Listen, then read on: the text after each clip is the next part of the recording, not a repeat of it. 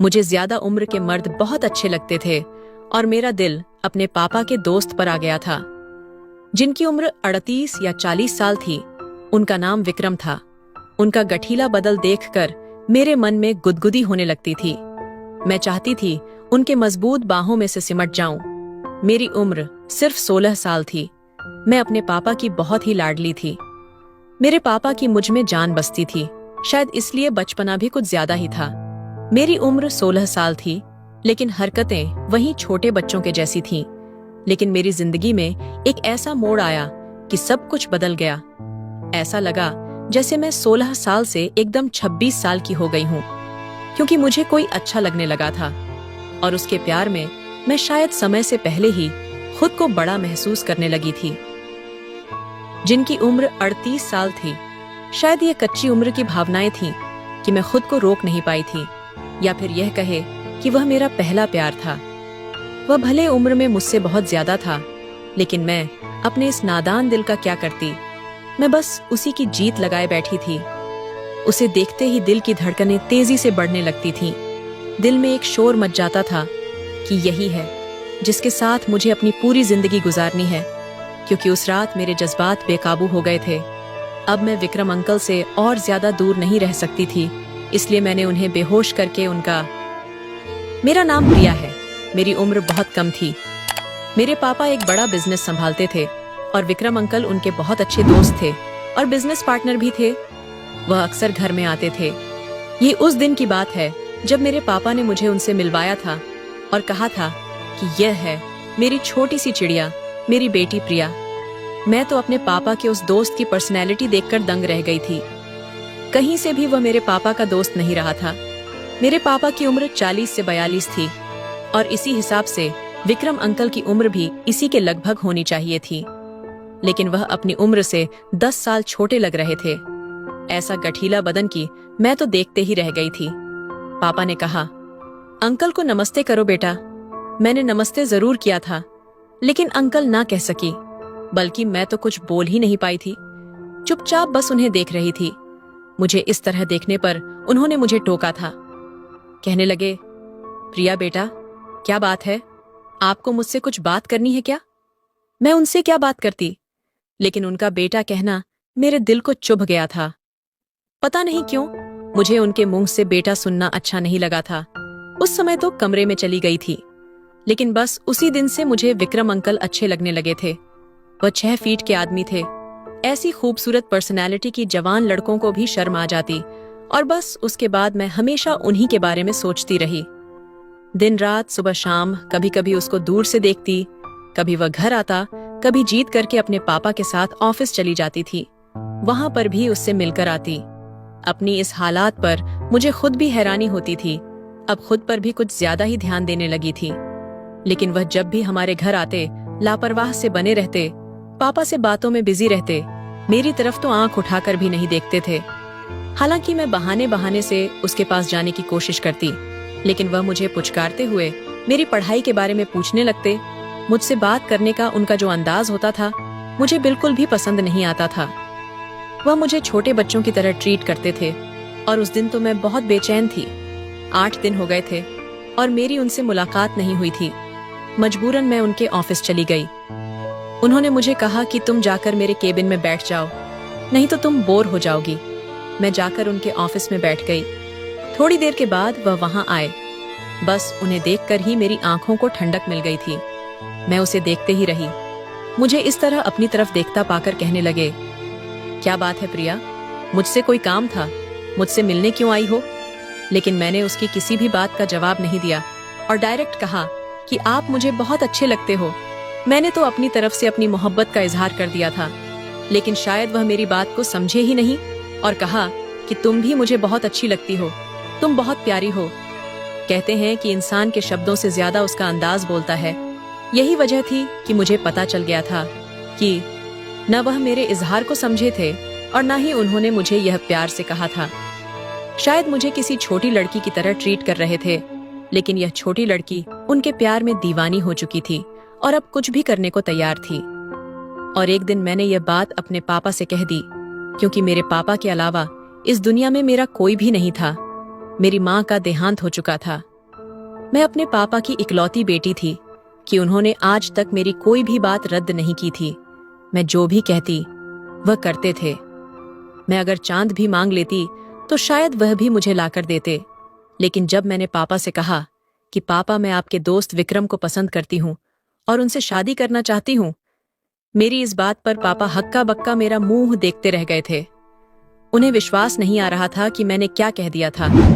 मेरी इस बात पर उन्हें गुस्सा आया और उन्होंने कहा कि तुम मजाक कर रही हो। मैंने कहा, नहीं, मैं मजाक नहीं कर रही। मैं विक्रम से शादी करना चाहती हूँ और उनके साथ रहना चाहती हूँ। अगर आपने मेरी इससे शादी नहीं करवाई तो मैं अपनी जान दे दूंगी। ये बात सुनकर वह चौंक गए, क्योंकि उनकी जिंदगी में भी मेरे अलावा कोई नहीं था। वह यह सब कुछ मेरे लिए कर रहे थे, और जब आपकी अपनी ही संतान आपके सामने यह बात करेगी, वह अपनी जान लेना चाहती है, तो फिर आपके दिल पर क्या गुजरेगी। फिर भी पापा ने मुझे समझाया और उनको लगा कि ऐसे ही बस मेरे दिमाग पर यह बात सवार हो गई है। मैं ऐसा कुछ नहीं करूंगी। पर जब मैंने 2-3 दिन खाना नहीं खाया तो मैं बेहोश हो गई। पापा मुझे डॉक्टर के पास ले गए और डॉक्टर ने कहा कि यह मर भी सकती है। आपने इसका खाना पीना क्यों बंद कर रखा है? तो मेरे पापा बहुत ज्यादा परेशान हो गए और समझ गए कि मामला सीरियस है। उन्होंने मुझे प्यार से भी समझाया और गुस्से से भी कि तुम्हारा यह फैसला बिल्कुल भी ठीक नहीं है। तुम्हें क्या हो गया है? तुम क्यों इस हद तक पागल हो गई हो? अभी तुम्हारी उम्र इन सब बातों की नहीं है। अपनी अपनी उम्र देखो, 16 साल की हो पाई हो और अभी से इश्क के चक्कर में पड़ गई हो। और चलो, मैं मान भी लेता अगर तुम अपनी उम्र के लड़के की बात करती, लेकिन तुम विक्रम के लिए कह रही हो, जिसकी उम्र 38 साल के आसपास है। तुमसे दुगनी उम्र से भी ज्यादा उम्र ही उसकी। तुम उसके साथ कभी भी खुश नहीं रह पाओगी। मुझे तो लगता है तुम पागल हो गई हो। मेरी आंखों में आंसू भर आए थे। मैंने कहा, पापा, मैं विक्रम के बिना जिंदा नहीं रह सकती, और अगर मेरी शादी विक्रम से नहीं करवाई तो मैं बता दूंगी कि मैं कितनी पागल हूँ। मेरे पापा ने दुनिया देखी थी। वह समझ गए थे कि पानी सर से ऊपर गुजर चुका था। उन्होंने अपने दोस्त विक्रम से बात की। वह भी हैरान थे और उन्होंने भी इनकार किया। और फिर मेरे पापा ने उसे कहा कि वह तुम्हारे बिना नहीं रह सकती है। विक्रम ने कहा, राजेश, तुम कैसी बात कर रहे हो? छोटी बच्ची है वह। अगर मेरी बेटी होती तो उसकी ही उम्र की होती। मैं कैसे उसे अपनी पत्नी की जगह दे सकता हूँ? मुझे तो लगता है अपनी बेटी के साथ साथ तुम भी पागल हो गए हो। क्यों अपनी बेटी के आगे इतने बेबस हो गए हो? मेरे पापा ने कहा कि बेबस हो गया हो, तभी तो तुमसे ये बात कह रहा हूँ। मदद करो मेरी, अभी उससे शादी कर लो। तुम समझदार हो, मैच्योर हो, लेकिन उसके अंदर बचपना है। अभी उसकी जान बचाने के लिए उसके साथ शादी कर लो। हो सकता है कि कुछ वक्त के बाद उसके दिमाग से यह बात निकल जाए, तो फिर सब कुछ ठीक हो जाएगा। तुम उसे छोड़ देना और फिर मैं उसकी शादी किसी अच्छे लड़के से देखकर कर दूंगा। लेकिन अगर उससे पहले उसने कुछ कर डाला तो फिर मैं क्या करूंगा? फिर इंसान हाथ मलता ही रह जाता है। ये सब कुछ किसका है? किसके लिए कमा रहा हूँ? अगर वही उस दुनिया से चली गई तो मैं तो कहीं का नहीं रहूंगा। मेरे पापा के लिए अपने दोस्त को मनाना आसान नहीं था, लेकिन अब बात मेरे पापा तक पहुंच गई थी। इसीलिए वह यह काम कर सकते थे और सिर्फ वही कर सकते थे। खैर, मेरे पापा ने किसी न किसी तरह विक्रम को मना लिया था। शायद विक्रम ने भी सोचा होगा कि अगर उसके इनकार से मैंने अपनी जान ले ली तो शायद जिंदगी भर वह अपनी गलती के लिए पछताते रहेगा कि उसकी वजह से किसी की जान गई थी। उसने यह बात मान ली और मेरी विक्रम से शादी हो गई। और आज हमारी शादी की पहली रात थी। मैं दुल्हन बनी अपने कमरे में बैठी थी। विक्रम भी मेरे पापा जितना ही अमीर थे, क्योंकि वह मेरे पापा का बिजनेस पार्टनर थे और उसके घर में कोई भी नहीं था। उन्होंने पहले शादी की थी, पर उस लड़की के साथ 1 साल ही गुजारा था और फिर उनके तलाक हो गई थी। उनकी कोई संतान भी नहीं थी। जब मेरे पापा मुझे विदा कर रहे थे तो वह यही कह रहे थे कि तुमने अच्छा फैसला नहीं किया, लेकिन याद रखना कि तुम्हारे लिए मैं हमेशा तुम्हारे साथ हूँ। जब भी तुम्हारा फैसला बदले और तुम्हें ऐसा लगे कि तुम इस रिश्ते से निकलना चाहती हो तो तुम वापस आ जाना, अपने पापा के पास आ जाना। मुझे पता था वह मेरे पापा थे, उनके दिमाग में कैसी बातें थीं, पर मैं उन्हें क्या बताती कि अब तो मुझे विक्रम के साथ ही अपने 7 जन्म गुजारने थे। मेरे लिए सिर्फ मेरा पति ही नहीं, बल्कि पति परमेश्वर बन चुका था, मेरी जान बन गया था। मैं भी तो एक भारतीय नारी थी और हम भारतीय नारियां अपने पतियों के घर से 4 कंधों पर ही निकलती हैं। मैं बहुत खुश थी। मेरी उम्र इतनी ज्यादा नहीं थी, पर मैंने सोच लिया था कि मैं विक्रम को हर तरह से खुश रखने की कोशिश करूंगी। एक बहुत अच्छी पत्नी बनकर दिखाऊंगी, और वह भी बाद में यह बात मान जाएगा कि मुझसे शादी करना उसकी जिंदगी का सबसे अच्छा फैसला था। अभी दिल में हजारों सपने सजाए विक्रम का इंतजार कर रही थी। विक्रम के बारे में सोचकर ही दिल में गुदगुदी हो रही थी। दिल की धड़कन मेरे कंट्रोल से बाहर थी। लेकिन शादी की पहले ही रात कुछ ऐसा हुआ कि मैं बहुत ज्यादा हैरान रह गई। वह जब मेरे कमरे में आए तो मैं जल्दी से सिमट कर बैठ गई थी। उनके कुछ बोलने का इंतजार करने लगी। मुझे इंतजार था कि वह मेरा घूंघट हटाएंगे और मेरी खूबसूरती का दीवाने हो जाएंगे। मैं कम उम्र थी और हद से ज्यादा खूबसूरत भी थी। दुल्हन के रूप में तो मैं और भी ज्यादा निखर गई थी। लेकिन उन्होंने जो कुछ कहा, मेरे सारे अरमान ठंडा पड़ गए थे। उन्होंने कहा कि तुम अभी तक जाग क्यों रही हो? मुझे तो लगा सो गई होगी। मैंने कहा कि ऐसे कैसे सो जाती, आज हमारी शादी की पहली रात है। मैं तो तुम्हारा इंतजार कर रही थी। ना चाहते हुए भी मेरे चेहरे पर शर्म के रंग बिखर गए थे।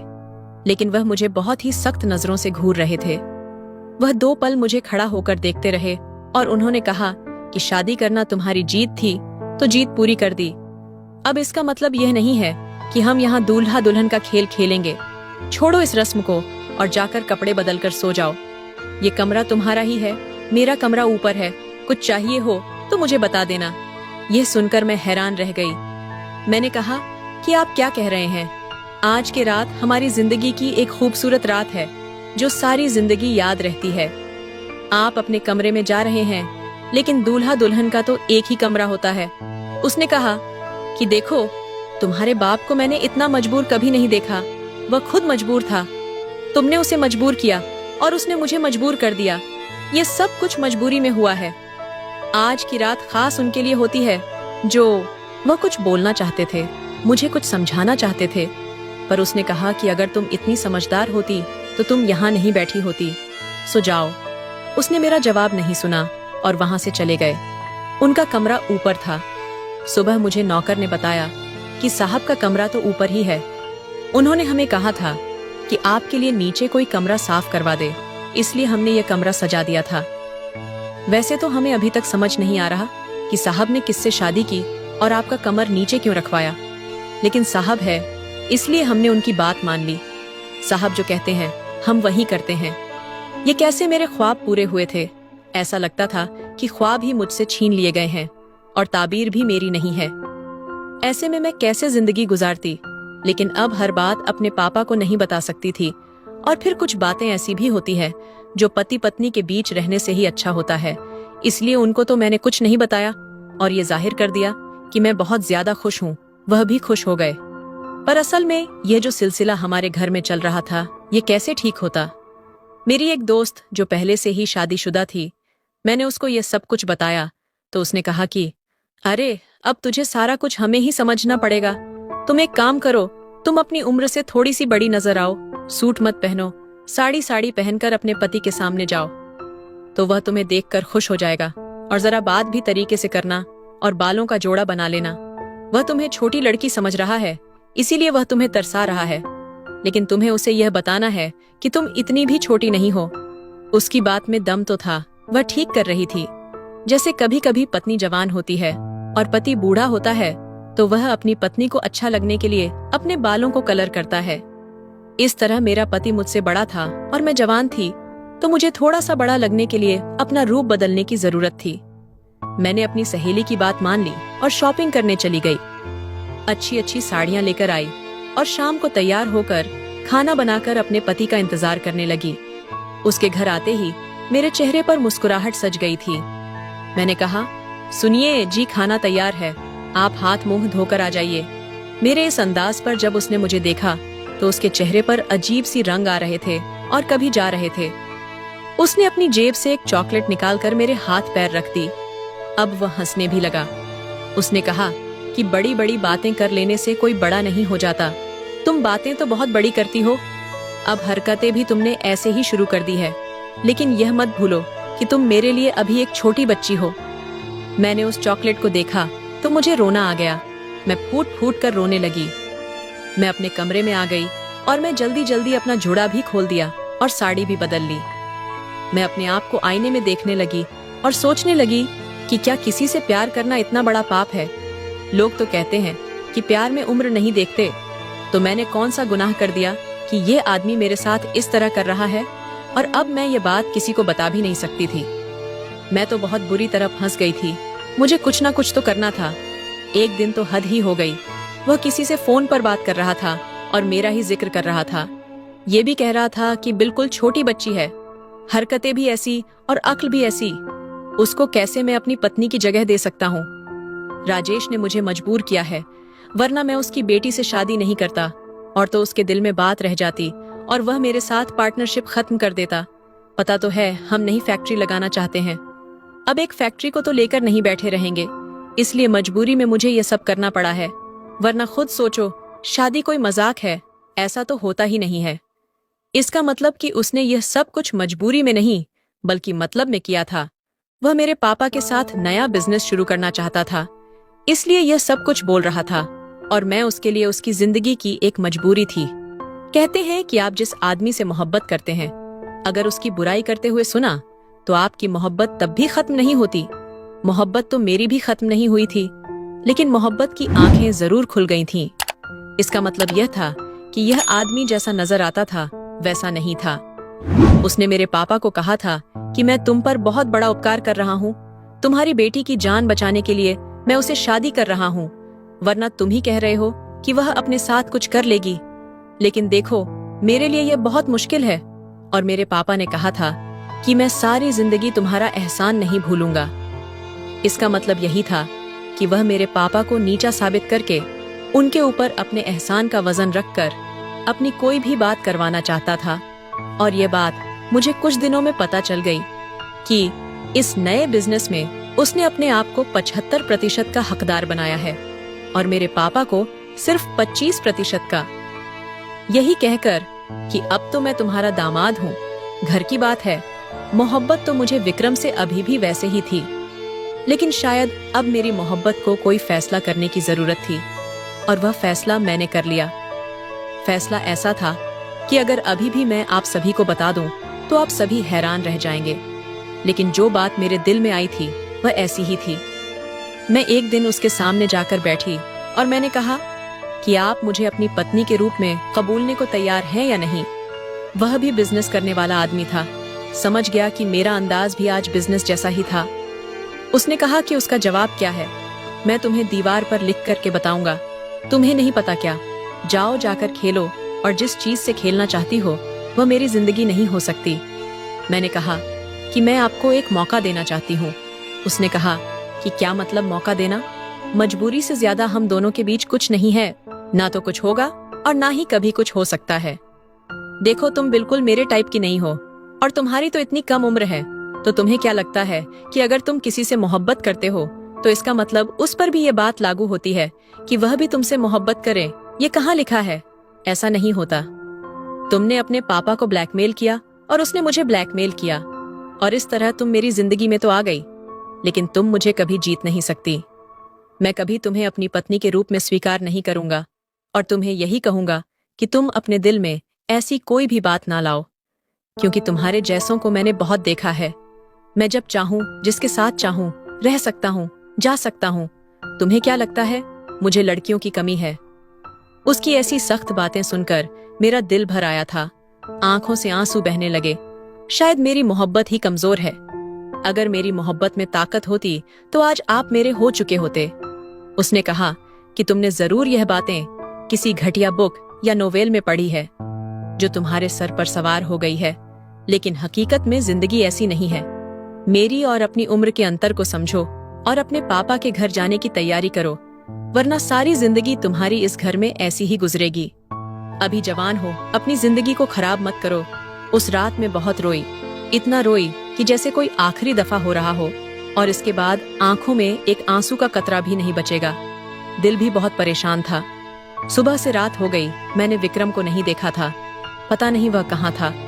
थोड़ी देर के बाद मुझे नौकर ने आकर बताया कि उनका बहुत बड़ा एक्सीडेंट हो गया है और वह अस्पताल में है। मेरा तो दिल बैठ गया। मैं तुरंत भागी और जाकर देखा तो डॉक्टर ने कहा कि उनकी हालत बहुत बुरी है, आधा जिस्म बेकार हो गया है। अब ये कभी भी अपने टांगों पर नहीं चल पाएंगे। अगर इलाज किया जाए तो शायद कुछ बेहतर हो जाएगा, लेकिन ऐसा लगता नहीं है क्योंकि उनका एक्सीडेंट बहुत खतरनाक हुआ है। टांगों को काफी नुकसान पहुंचा है। विक्रम की हालत बहुत बुरी थी। मैं उसे देखकर बहुत रोई। कुछ समय अस्पताल में ही गुजरे। उसके बाद उसे घर ले आई। मैं ही उसकी सेवा कर रही थी और बहुत ख्याल कर रही थी। वह मुझे अजीब नजरों से देखता था, कुछ बोलता नहीं था। मैं उसकी मोहब्बत में दीवानी थी और विक्रम की सेवा करने में मैंने दिन रात एक कर दिए थे। दिन में 2-2, 3-3 बार विक्रम के पैरों की मालिश करती थी। उसे हाथ से पकड़कर चलाने की कोशिश करती। विक्रम मुझे कुछ नहीं कहता था, बस कभी कभी मुझे देखकर उसकी आंखों में आंसू आ जाते, जिन्हें बहुत जल्दी से छुपा लेता था। और पूरे 6 महीने बाद विक्रम के पैरों में हरकत हुई थी। उसने खुद उठकर चलने की कोशिश की थी और ये देखकर मैं खुशी से चिल्ला पड़ी थी और जल्दी से विक्रम के सीने में लग गई थी। और इस बार विक्रम ने भी मुझे दूर नहीं झटका था, बल्कि मुझे अपनी बाहों में समेट लिया था। कहने लगा, प्रिया मुझे माफ कर दो। मैं समझता था कि तुम्हारी मोहब्बत जज्बाती मोहब्बत है, कच्ची उम्र की मोहब्बत है। कुछ ही दिनों में तुमसे मोहब्बत का नशा उतर जाएगा और तुम मुझे छोड़कर चली जाओगी। इसलिए मैं तुमसे कोई रिश्ता बनाना नहीं चाहता था, बल्कि तुम्हारे दिल में गलत फहमी पैदा करने की कोशिश की थी। तुम्हारे दिल में अपने लिए शक का बीज डाला कि मैं तुम्हारे पापा के साथ बिजनेस को बढ़ाने की वजह से तुमसे शादी की है। लेकिन तब भी तुम्हारा दिल मेरी तरफ से बुरा नहीं हुआ। मेरे बुरे समय में भी तुमने मेरा साथ नहीं छोड़ा। प्रिया, मैं तुम्हारी मोहब्बत का कायल हो गया हूँ। ये कहते कहते विक्रम ने मेरे माथे को चूम लिया था। आज इतने लंबे समय के बाद मेरी तपस्या रंग लाई थी। मुझे विक्रम की मोहब्बत मिल गई थी। विक्रम ज्यादा देर तक अपने पैरों पर खड़ा ना रह सका और वहीं बेड पर बैठ गया। अब भी उसके पैरों में कमजोरी थी। धीरे धीरे मेरी मोहब्बत और मेरी सेवा रंग लाई। एक दिन विक्रम अपने पैरों पर खुद से खड़ा हुआ और चला भी। ये देखकर मैं बहुत खुश थी। डॉक्टर भी इस चमत्कार पर हैरान थे। अब विक्रम बिल्कुल ठीक था। उस रात खाना खाने के बाद मैं अपने कमरे में जाने लगी तो विक्रम ने मेरा हाथ पकड़ लिया। कहने लगा, प्रिया तुम्हारी जगह वहां नहीं, मेरे कमरे में है। अब से तुम मेरे साथ मेरे कमरे में रहोगी। ये कहकर विक्रम ने मेरा हाथ पकड़ा और मुझे अपने कमरे में ले आया था। कमरे में कदम रखते ही ताजा गुलाबों के फूलों की खुशबू मेरे नाक से टकराई थी। पूरा कमरा दुल्हन की तरह सजाया गया था।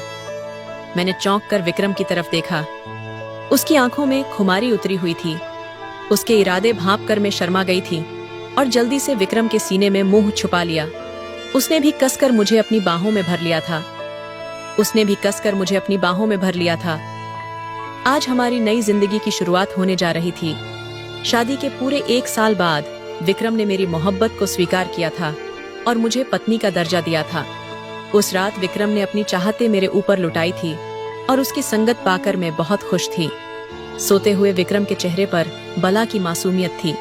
मैंने उसके चेहरे की तरफ देखा और मुझे अचानक उस पर प्यार आ गया था। मैंने खुद से वादा किया था कि मैं पूरी जिंदगी विक्रम के साथ निभाऊंगी और भगवान से हाथ जोड़कर यही प्रार्थना की कि मुझे हर जन्म में विक्रम जैसा पति मिले। तो दोस्तों, यही थी आज की कहानी। इस कहानी के बारे में आपकी क्या राय थी, ये कमेंट बॉक्स में जरूर बताएं।